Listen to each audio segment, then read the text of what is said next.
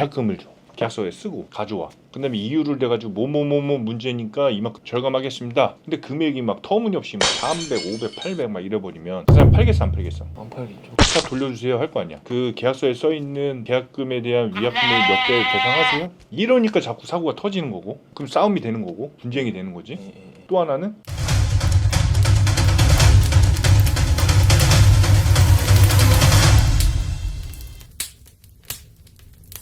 형님, 저희 어머니 차를 이번에 팔려고 올렸었잖아요. 음. 아니 근데 어떻게 판매가보다 매입가를 더 높게 부르고 오더라고요. 아 매입가가 네, 땡땡 딜러 앱에서. 많지. 이게 뭐 말이나 되는 소린가 싶어가지고. 그 플랫폼을 쓰는 분들이 물론 다 그런 건 아니야. 네. 근데 그렇게 안 하시는 분들은 낙찰을 받기가 힘들지.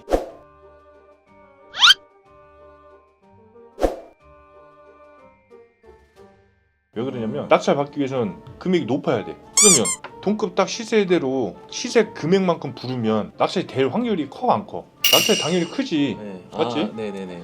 그럼 낙찰 돼. 근데 이 사람이 장사꾼이 손해 볼 걸 알고 그 가격에 갖고 오겠어? 파는 금액은 정해져 있는데, 그치? 근데 걔네는 규율은 빡세. 이유 있는 절충이 아닌 말로 가서 누르거나 이런 건 안 되잖아. 여기서 변형된 게 뭐야? 가서 인사하고 차 보고 아무렇지 않게 뭐 예를 들어서 계약금을 줘. 계약서에 쓰고 가져와. 그 다음에 이유를 대가지고 뭐뭐뭐뭐 문제니까 이만큼 절감하겠습니다. 근데 금액이 막 터무니없이 막 300, 500, 800 막 이래버리면 그 사람 팔겠어 안 팔겠어? 안 팔리죠. 차 돌려주세요 할 거 아니야. 그 계약서에 써있는 계약금에 대한 위약금을 몇 개 배상하세요? 이러니까 자꾸 사고가 터지는 거고, 그럼 싸움이 되는 거고 분쟁이 되는 거지.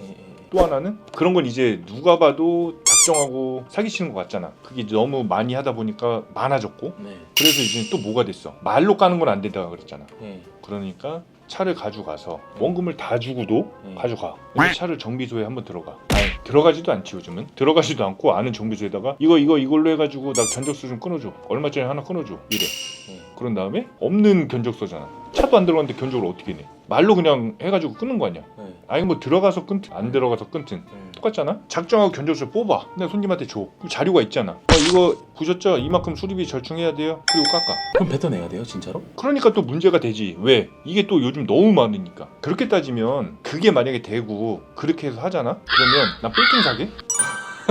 한도 끝도 없어. 그렇게 사기 수법은 항상 진화하고 항상 변화하고 너무 많지. 아니 진짜 매입가가 너무 높더라고. 전 놀랐어요. 어떻게 판매가보다도 높게 책정이 돼서 올까? 나도 매입을 할 때 나 매입은 잘 못해. 그래 안 하는 이유가 있고, 왜냐면 형이 잘 깎는 걸 못해서 그래요. 내가 그런 아쉬운 소리를 못해. 그렇다고 뭐 12년 13년씩인데 엔진을 열면 왜 안 깔 게 있었겠어. 출혈도 많고 뭐 소리도 있고 많잖아. 네. 근데 나는 그런 차주님 여기 뭐 세고요, 이거 수리비 얼마고요, 여기 뭐 소리 나고요, 이거 이상 있고요, 이거 얼마고요, 이런 걸 못 하겠더란 거야. 그래서 매입은 약간 나랑 안 맞고, 나도 뭐 매입이 문의가 와. 그러면 최고가가 얼마세요? 딜러에 견적 누셨어요? 그럼 거기 견적 물론 받아본 사람 많지. 왜냐면 비교를 하니까. 그러면 거기서 최고가가 얼마예요? 그냥 딱 들어도 그냥 거기다 파셔야 되는데 이렇게 되지. 네 그렇게 하시잖아요. 판매가랑 똑같으니까. 근데 직접 보고요를 물어봐. 그 딜러가 직접 보고요? 아니래. 그럼 직접 보고 최종 금액이 얼마인지 확인해 보시고 말씀해 주세요 하고, 거기서 만약에 깎잖아. 와서 또 깎아요. 그러면 이제 그거보다 더 주고 그냥 매입을 해주거나 이런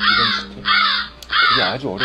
아니면 이런 분들도 있어. 이걸 왜 내가 이렇게 멘트가 바뀌었냐면, 예전에 나한테 매입가를 물어봐. 그리고 견적을 냈어. 당연히 거의 높지.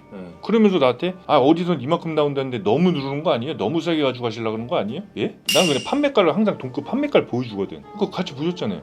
예, 그럼 거기다 파세요. 그 정도 그 금액에 가져가신다 그러면요 그냥 보내시면 돼요. 이랬다? 근데 그때 당시에는 한 열에 6은 전화가 왔지.